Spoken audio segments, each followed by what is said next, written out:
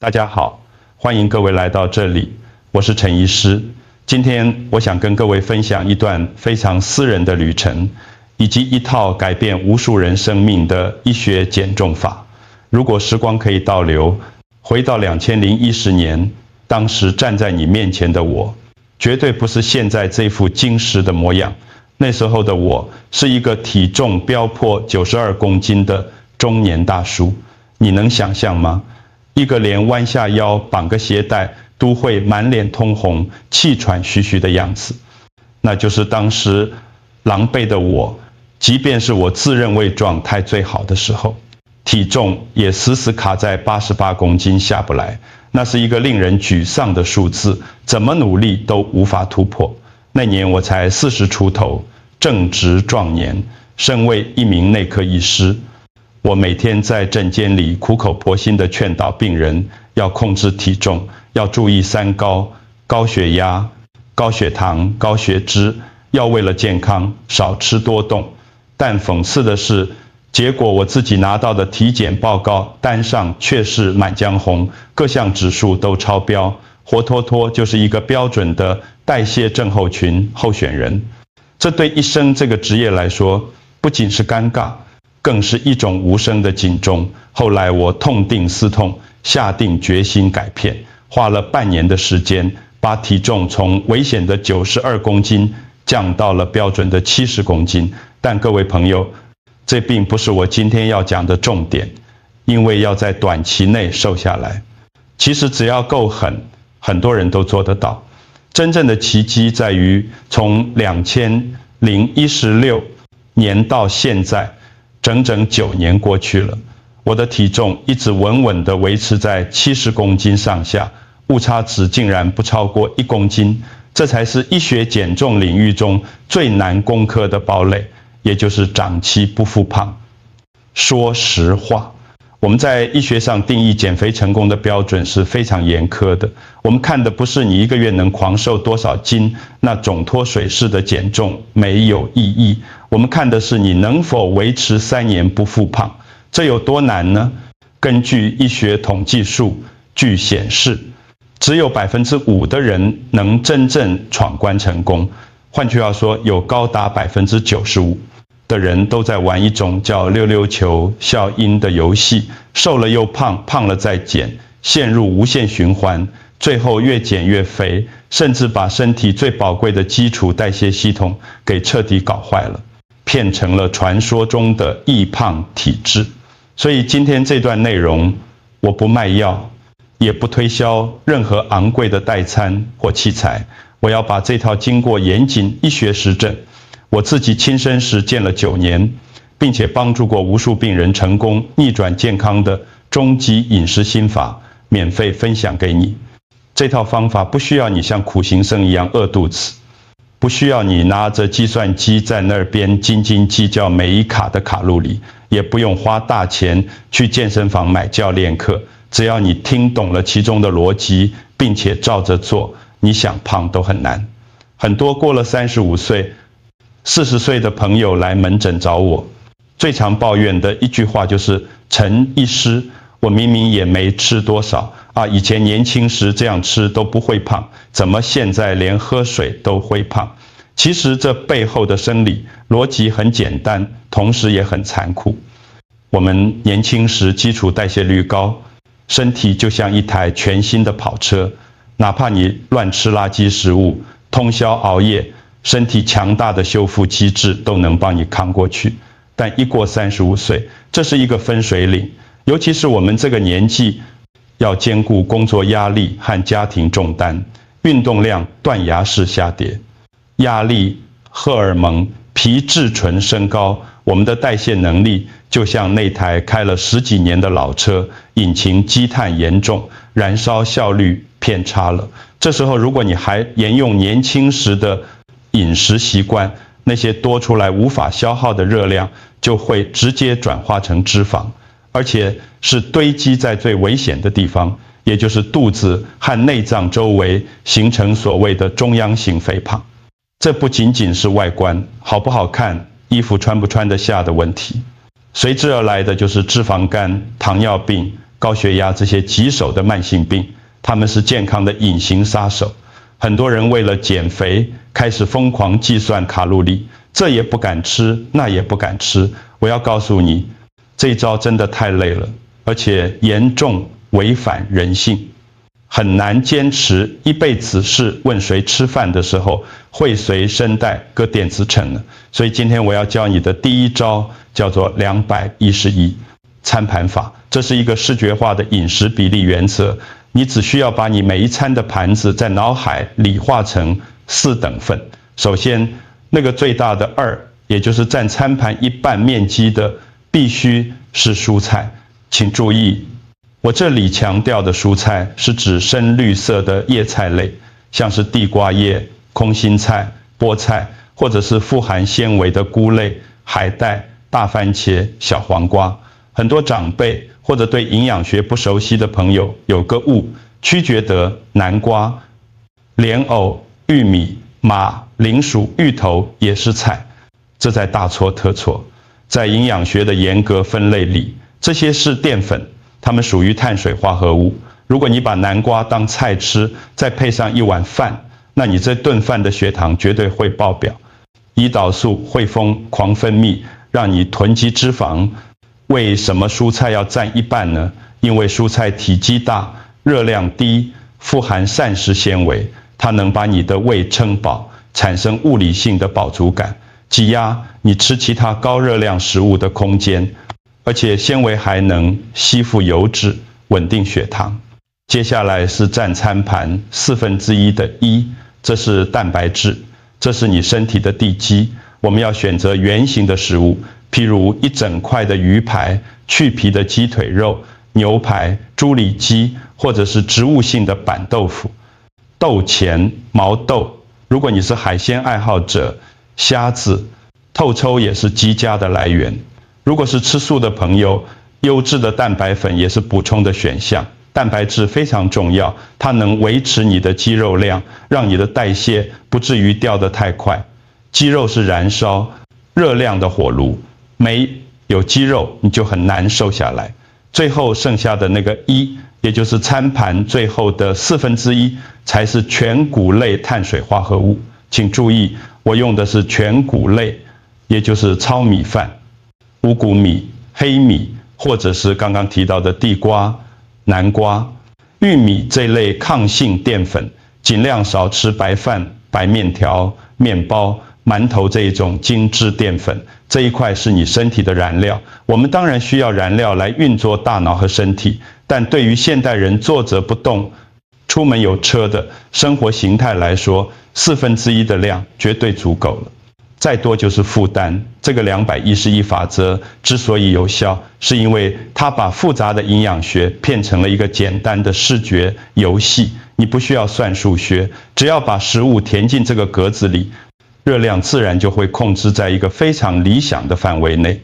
而且营养极度均衡，确保你不会因为减肥而面黄肌瘦、掉头发。讲完了吃什么，接下来我要讲一个被99%的人忽略，但却是减肥成败关键的动作。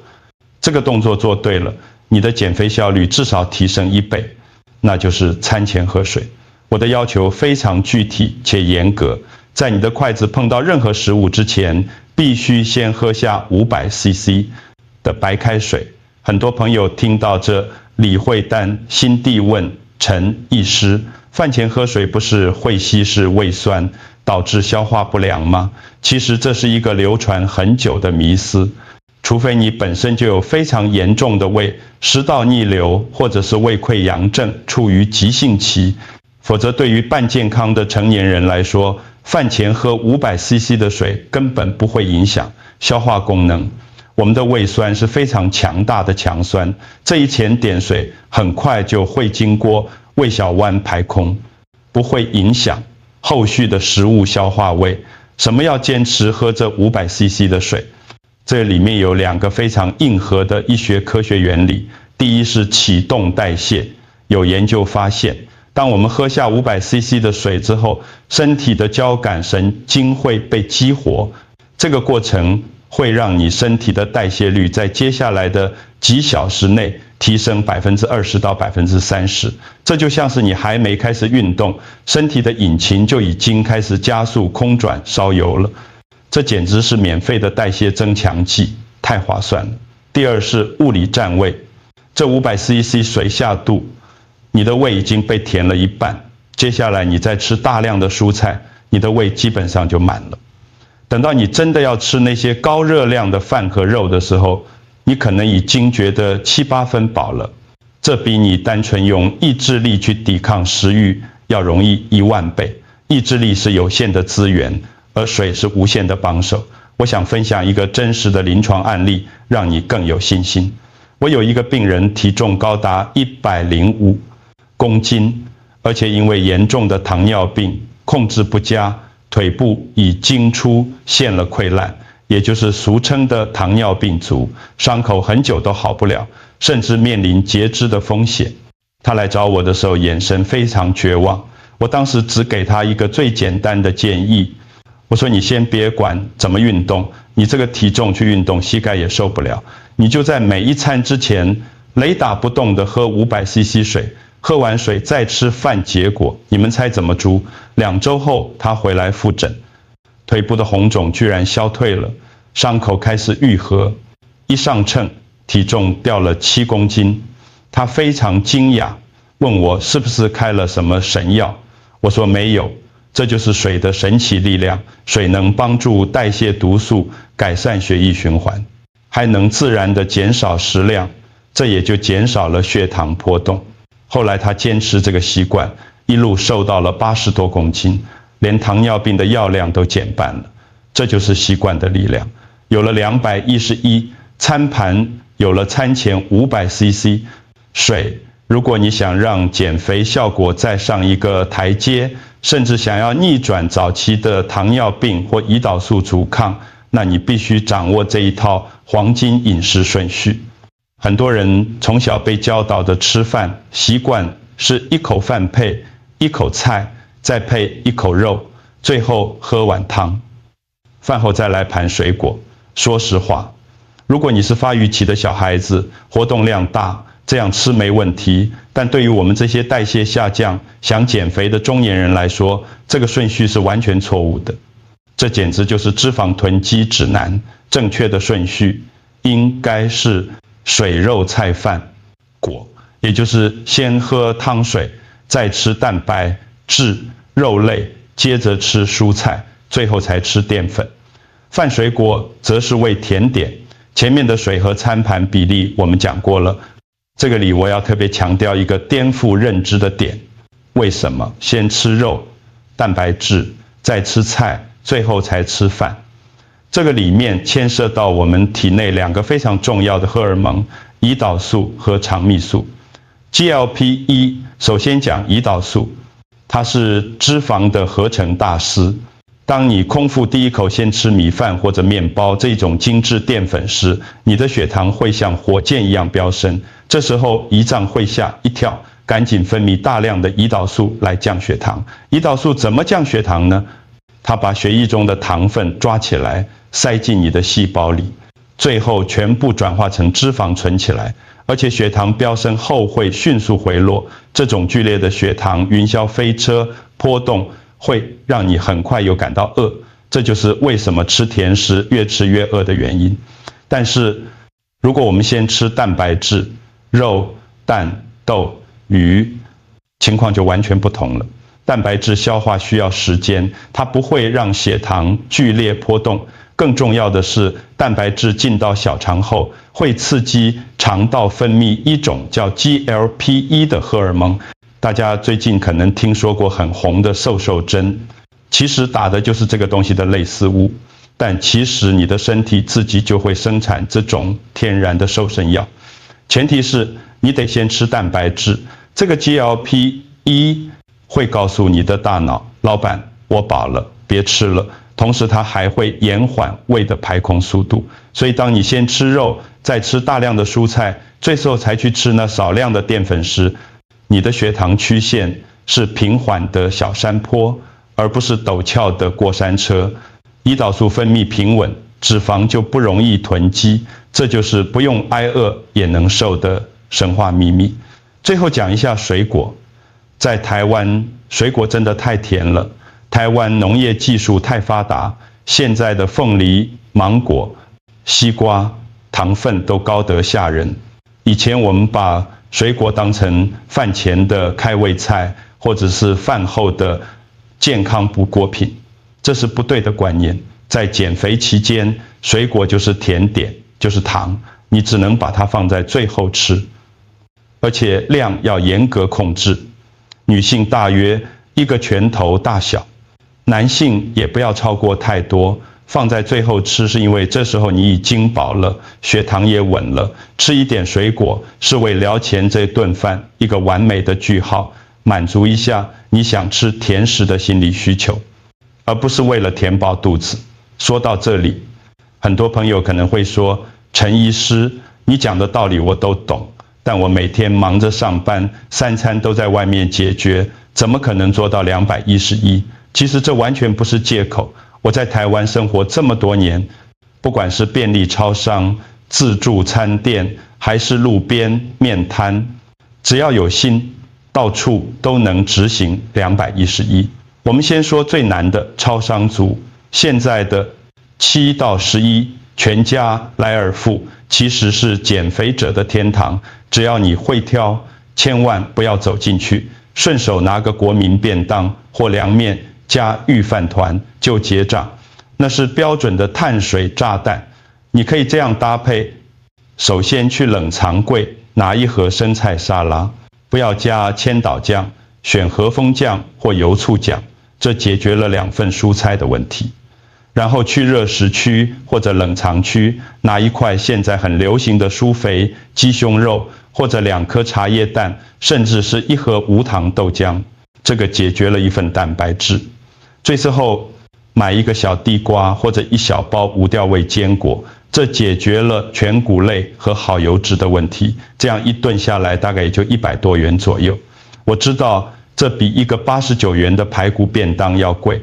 但是你要算一笔账，你是现在花这100多元吃出健康，还是以后花几十万去医院看病吃药？这笔账应该很会算吧。再来就是自助餐或者便当族，这是最容易执行211的地方。你去买便当的时候，直接跟老板喊，老板饭一半就好，或者前脆不要饭。现在的便当盒通常有3个小格子和1个大格子，你把3个小格子全部加满深绿色的蔬菜，大格子放主菜，譬如卤鸡腿、蒸鱼或者蒜泥白肉，尽量避开炸排骨、炸鸡腿这种裹了厚粉的油炸物。如果你觉得饭太少，就把那3个菜格子的菜堆高一点。相信我，老板会很乐意少给你点饭的，因为米饭也是成本。还有一个大魔王场景，就是应酬。台湾人讲人情味，婚丧、喜庆、公司聚餐，免不了面对满桌的大鱼大肉和酒精。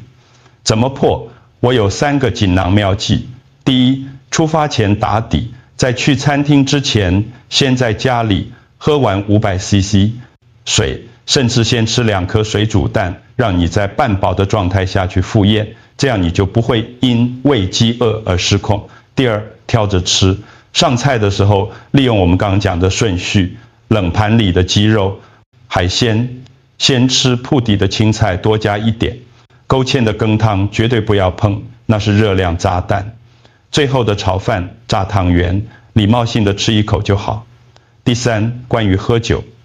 酒精是减肥的大忌，热量极高且会阻断脂肪燃烧，肝脏会优先分解酒精而停止分解脂肪。在酒桌上，你可以把杯子举在手里，大家前杯，你抿一口，多说话，多聊天，少动筷子，只要你手里有杯子，嘴里有话，通常没人会真的逼你把酒钱完。如果你严格执行了211和喝水大法，体重一开始会掉得很快，但过了1-2个月突然不动了，这叫停滞期，是身体的一种自我保护机制。身体以为你遇到饥荒了，所以降低代谢来保命。这时候不要慌，也不要放弃，你可以试试看2个大招。第一招，加入168断食，也就是把你一天吃东西的时间压缩在8小时内，剩下的16小时只喝水，让身体有更长的时间去燃烧库存的脂肪。譬如你早上9点吃早饭，那下午5点前就要吃完晚餐，结合211饮食这一招破平台期非常有效。第二招，调整比例变成211，加强版。如果你体重真的卡住了，你可以试图把那1/4的淀粉再砍一半，或者在那1-2周内暂时不吃淀粉，把蔬菜和蛋白质的比例拉高，等到体重开始松动了，再慢慢恢复正常的211。还有这个情况，就是偶尔破戒了怎么办？譬如昨天朋友生日时，在没忍住吃了1块蛋糕，又喝了酒，千万不要自暴自弃，觉得完了，我失败了，然后今天接着大吃大喝，没关系的。昨天多吃了，今天我们就吃清淡点，多喝点水，把身体调整回来就好。减肥是一场马拉松，不是100米冲刺，偶尔跌倒，爬起来继续跑就是了。没有人能做到100%完美，80%的坚持加上20%的弹性，才是长久之计。最后，我想跟大家说几句心里话。我们到了这个年纪，减肥真的不是为了像年轻时那样，为了穿进那条紧身牛仔裤，或者为了取悦别人的目光，那些都是虚的。我们减肥是为了当。有一天我们老了，腿脚还能有力气，能自己去菜市场买菜，能自己去公园散步，不需要躺在床上让人照顾，不给儿女添麻烦。这就是所谓的健康余命。这一套211餐盘加餐前喝水，加正确进食顺序的方法，是我花了9年时间验证出来的，也是目前医学界公认最健康、最可持续的方法。那个105公斤的糖尿病病人做到了，那个曾经92公斤走路喘不过气的我也做到了。我相信只要你愿意开始，也一定可以。哪怕你今天只记住了一件事，吃饭前先喝1杯水，那这支影片对你来说就是有价值的改变，不需要惊天动地，只需要从下一餐开始。如果你觉得今天的内容对你有帮助，请帮我按个赞，并把这个方法分享给你身边那个总是嚷嚷着要减肥却一直失败的朋友。也欢迎你在下方留言告诉我你的执行心得，让我们一起在健康的道路上互相鼓励，记得照顾好自己的身体。我是陈医师，我们下次见，祝大家健康平安。